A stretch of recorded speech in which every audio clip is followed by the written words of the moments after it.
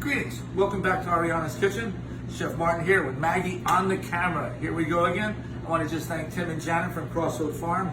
Got a new hat. The last one was getting pretty bad, but they've returned and gave me a couple new hats. So off we go for a new summer. We're going to do a little fish today. I love cooking fish. It's very healthy. It's also very fast. That's the biggest thing in understanding seafood. It's just that it cooks much faster than meat. Fish basically lives in the sea, so it's buoyant. And we've always talked about how it flakes. The heat penetrates differently. Land animals, your beef, your lamb, your chicken, your pork, they all are land animals, so they fight against gravity, so they're denser.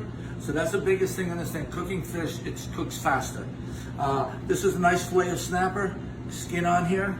You can cook with the skin on. You want to make sure all the scales are off. I'm a little old school. I'm not the biggest fan of the skin, because you have to really get it crispy and then it has to be served that way. I'm going to be doing a different presentation.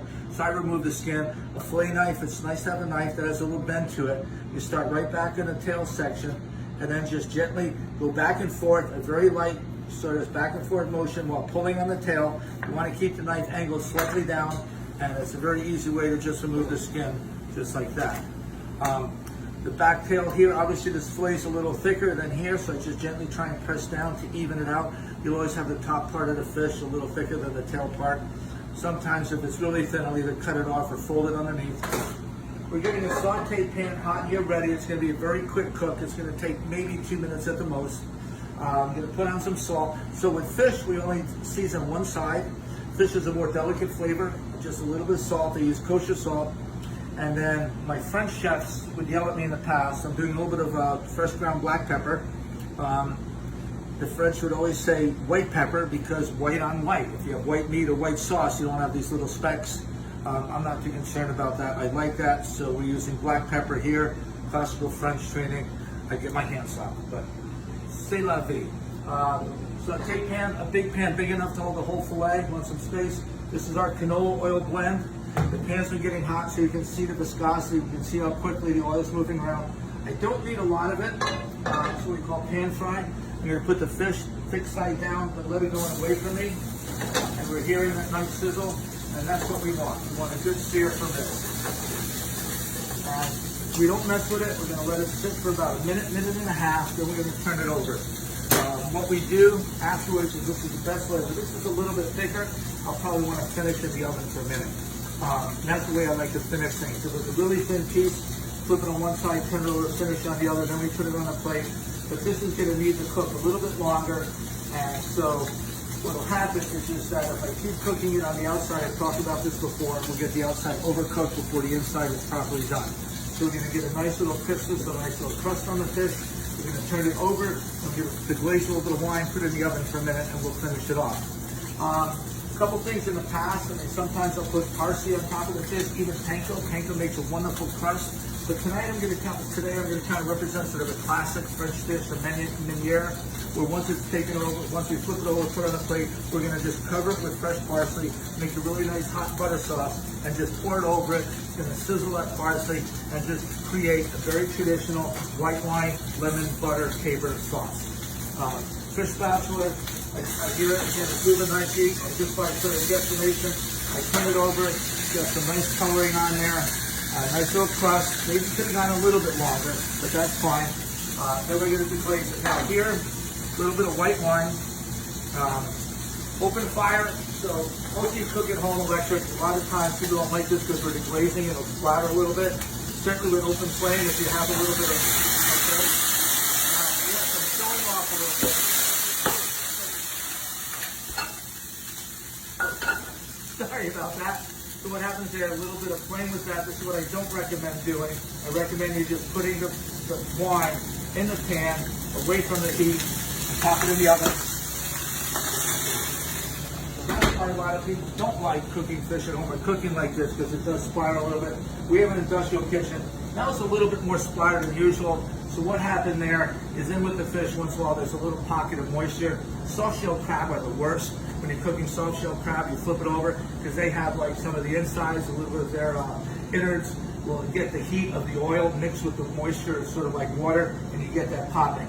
That's unpleasant. At home, you shouldn't have to worry about that. You just deglaze it a little bit, put it in the oven. You won't have that. Deglazing it with the flame, it again, was not ideal. That's why I say don't do that at home. Now what we're gonna do is give it about 1 more minute, then we're gonna finish it off. Fresh parsley, fresh chopped herbs. We always like to use fresh herbs with seafood.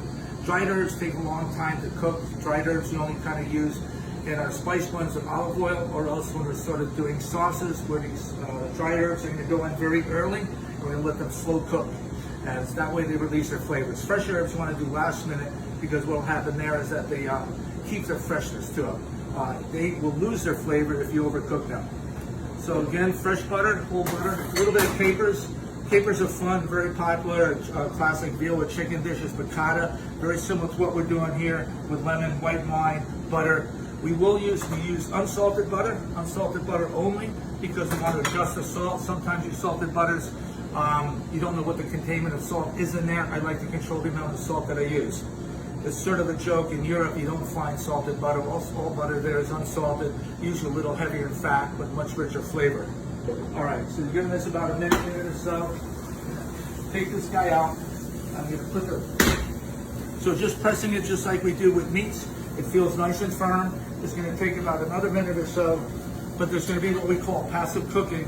So we're gonna lay this right on the pan. Now I wanna get this pan back on the stove. And I wanna get it hot again. And the first thing we're gonna do is put the butter in. Now the butter, obviously the milk fats will burn. So it's kind of what we want to do here is create sort of a bouilloire, which is like a lightly brown butter. So I'm going to put the butter in here, let it melt, and I want it to start turning a little color, just a little brown. That brings out a nice rich nuttiness of the butter. While I'm letting it do that, we're going to take our parsley and literally just cover the fish with the parsley, because when we pour the warm butter over it, it's going to make a nice little sort of sizzle, a little crackling, and then we'll be all set with that. Okay. So the butter is melted, we're going to start seeing it foam, and then what will happen in another minute, it's going to just start browning. When that happens, I'm going to put in a little bit of lemon juice, capers, and wine. I will add the wine in off the heat, so we'll have a nice little, that was kind of fun, wasn't my little explosion right there. Don't worry about that at all. Okay, a little bit of caper in there, we'll start to get that little bit of sizzle, a little bit of lemon juice, and a little bit of white wine. Put that off the heat. We can smell all that. I turn off. You can see sort of the browning that we're talking about. Just a little pinch of salt into this, not very much. And we just take this wonderful brown butter and pour it right over the top of the fish. And this just makes a wonderful classic Meunier sauce. Fresh vegetables, roasted potatoes around there. And you have a very tasty dish. Nice piece of bread. Soak up all the other sauce. You're good to go. So please, again, enjoy. Hope you enjoyed the show. Thank you very much and be well.